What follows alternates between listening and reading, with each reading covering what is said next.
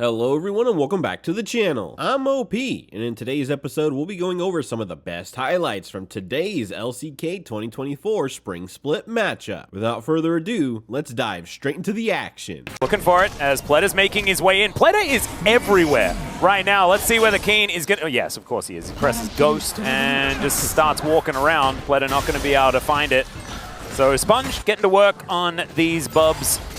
Be able to get some work done there, and Canyon now he's going to miss the window with the lane swap coming through here to grab him on the back. At least this should be Teddy getting some gold here with Ziggs left alone in a side lane with this lane swap. It's actually pretty smart here for DRX to actually get some additional gold onto Teddy here. Really cool macro play. They will have to give up the Dragon for this, but the Ziggs picking up also the Kevins. 6 Kevins on the Ziggs on a side that has no answer is actually a really big threat, and I don't think he's going to get the satchel range here, but he's getting close, and this is pretty scary. Oh yeah. Now after 1330, but I mean this turret lives because of the Ziggs ult, and they actually might turn this into something. Yeah, they're looking for Keen now, not able to get the stun, and he gets healed by Pays as well. The gold card comes in, Dawning Shadow down as well, and Rascal's not quite able to get it done. Pleta now running for the hills, but chovy's going to catch up to him. Oh no! Sponge delivered, but the tower is still shooting. This is dangerous, but obviously not dangerous enough, especially when your Nautilus is as tanky as this. But 2 turrets might go down for this. They bought at the winning plays, and I think they definitely overextended up there. But a mid-turret goes down for Teddy. Again, he has so much money in this game. He has almost 500 gold worth of plates, and Satab is going to get this bottom turret. So actually come in here and try to take this one away. Chovy doesn't have teleport. Yeah, Canyon now looking for an option here, and he's just going to turn it. Pleta definitely is one of those. Does have a decent shield, but Canyon's going to close the gap. Picks up the kill onto the Pike now, as that's a lot of damage. In goes Sponge, he finds the kick, but Canyon turns it! He's got the shield from the passive, and that's 4-0 now for Gen.G. Satab grabs one back though onto Keen as DRX. They're sticking to it, but Lens is so incredibly tanky, and I don't even think Cassante can do enough Cassante things to help this one. Even the Rift Herald gets amongst it as the Emperor's Divide lands onto Teddy. He's a bit of a monster, but not enough. Canyon goes down because he was battling a turret here, and the Sand Soldier's getting very aggressive. Somehow Pleta, he's back here once again. The Dawning Shadow flash was very cute there from Pays, and they take down the turret as well. Pleta gets out with the help of the Blast Cone. Gen.G 6-2. You don't have to look for picks. You don't have to look for burst onto single targets. Just play around your win con. Now they're going to try to desperately take this Dragon, but Tay doesn't have ult. He's not here. And they are going to pull away. Chovy in the back of the pit now as Sponge just trying to take aggro off. Chovy already taking a lot of damage. The Malignant's Q does come through there as Keen throws out the gold card onto Rascal, who absorbs it. Oh, Dredgeline just barely missing as the Bone Skewer. That's going to land. And another Q, this one going wide from Satab. And Mantra going to be up very, very soon, though, as Teddy's waddling down. And this Drake, this one's going to be important. Soul Point is big as the Mega Inferno Bomb goes down. The Drake is secured by Lens. Supports and taking dragons this week. Yeah, I don't know what's going on with that. At this point in time. Yes, they have a scaling Ziggs, but the Karma is not going to get better, especially against this center composition. As Gen.G, they just pull themselves back. And it's just like the ease of execution advantage for Gen.G is also a huge thing, right? Like they can just play front to back, they can play sides, and they can get vision at any moment with the Destiny Gate as, oh dear, Teddy's dead.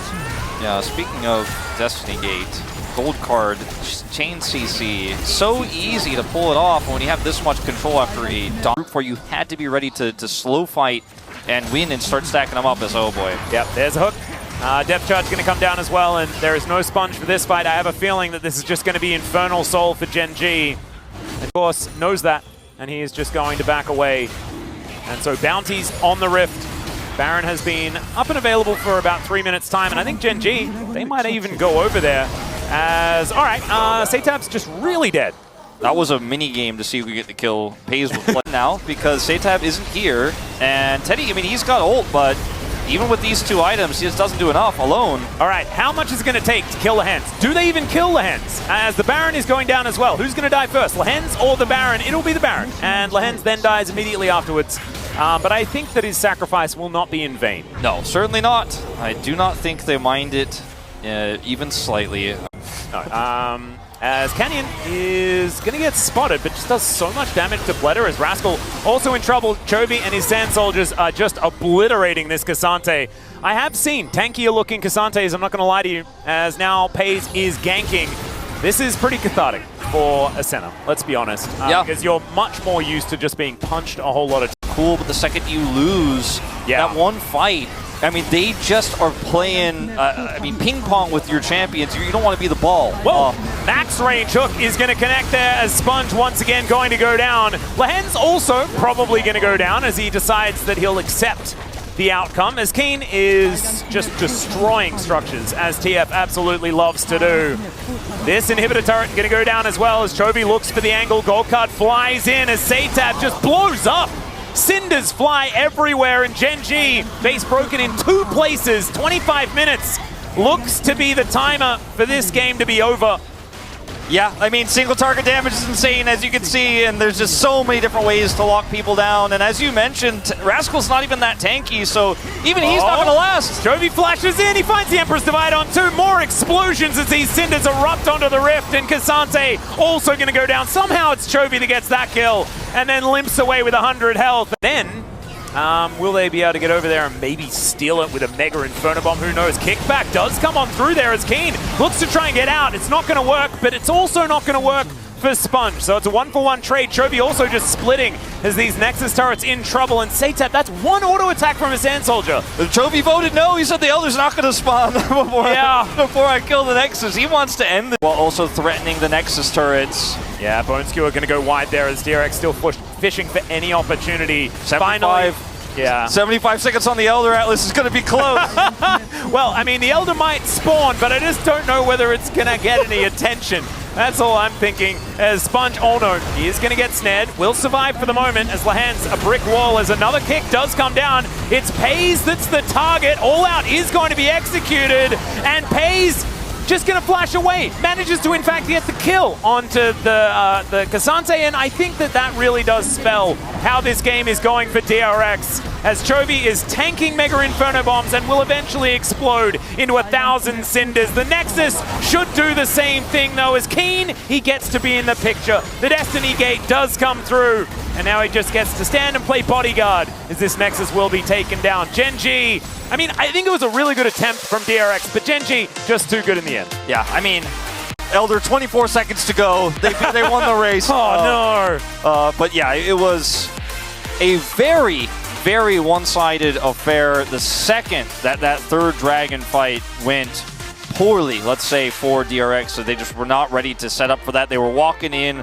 well, they didn't have enough vision. Gen.G punished them there, and that was the moment where early overextend into this champion that is so good at chasing down and getting kills with her ultimate that if you go in on the Zeri on, say, second or third Drake fight, you think you're going to kill her, and the enemy team gets a triple with Zeri, the game just... I think you're supposed to pick it up when it comes back to you. Instead, he just sort of like taps it, and it goes away again. Keen might get it.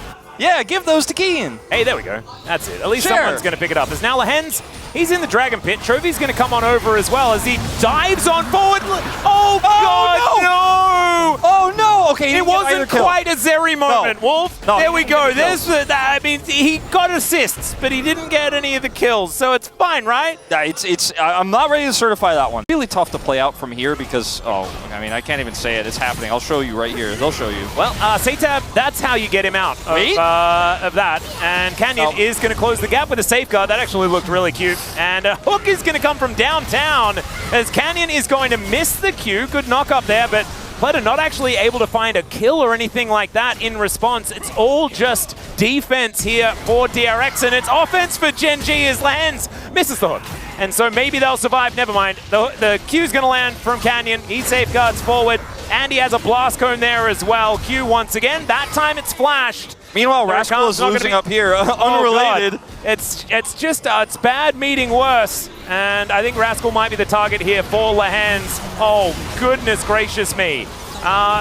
Just cut the video as Teddy's going to move forward. And lands Chains of Corruption.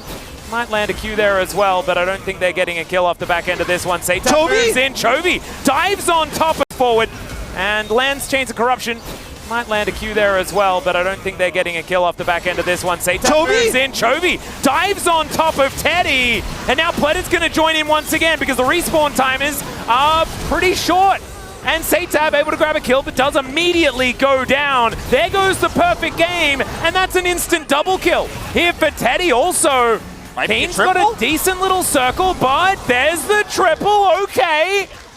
All right, we got it. The rare reach. I feel like Gen.G are just torturing DRX in what has been an extremely demoralizing game. And then they try to demoralize maybe perhaps a little bit too hard here, as it ends up being multiple kills for chovy, so still pretty worth it here for Gen.G, as meanwhile... Yeah, Rascal may be in a little bit of trouble here. Plate goes down, and so does Rascal. He is trying to Cassante, but that is a kill here. 1-0-2 now for the Zeri.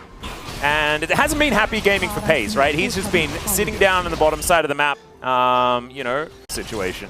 Still, we'll just have to see whether they can rally and find an opportunity here. It's just looking very, very The good news is he was able to avoid the Q. The bad news is his turret's going down. Yeah, I just turret can also avoid the Q though, so true. That's cool. Just thought Sponge existed, but I actually want you to look at it a different way, where there is no Vi on the enemy team, and she is a full item down on me at 14. No, seriously, 45. look at the items. It's absurd. It's more than a full item. Yeah.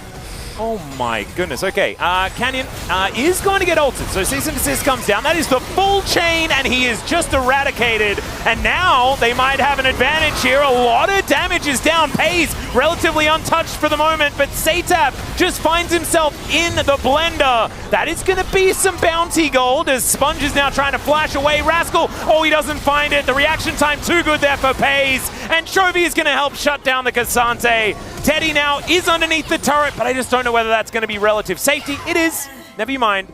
Satab was able to scare them off with that one. They get out of there, and if he had come a little bit earlier... Oh, good news. Okay, yes, bounty gold. There we go. Yeah. Bit of extra money. The Rift Herald diving towards the turret, and they will capitalize on the bounties. There you go. Teddy still gaining money. Uh-huh. On that one. That was the good part of that. If they did manage to get that Q, I guess, from Rascal, then maybe there's an opportunity. Horse, I think game one we had a pretty good early game. Game two, Canyon said no. And we've been kind of along for the ride ever since, unfortunately, in this one. Canyon maybe in danger? Oh, yeah, Chains of Corruption are going to land. So once again, a team fight breaks out with a kill under the Lee Sin. And now Lehens is going to look for Sponge, who has moved into the enemy jungle. Dangerous positioning, but still not in position to punish. This time, really big gold lead, but it hasn't gotten bigger. Satab, 5-point strike, going to connect onto chovy there. A little bit of extra damage, but you can see the Sand Soldiers also really scary. They take down the turret. And now DRX, can they go for the re-engage? Oh no, Pledder! He misses the knock-up, and Lehens, he's there with his own. Pledder's burning down. The cease and desist is going to be ignored entirely. They will not cease, and they definitely did not. The whole time as well, and Canyon is back. He is here, he has ult and flash, and he wants Teddy! Oh dear, there is the kick.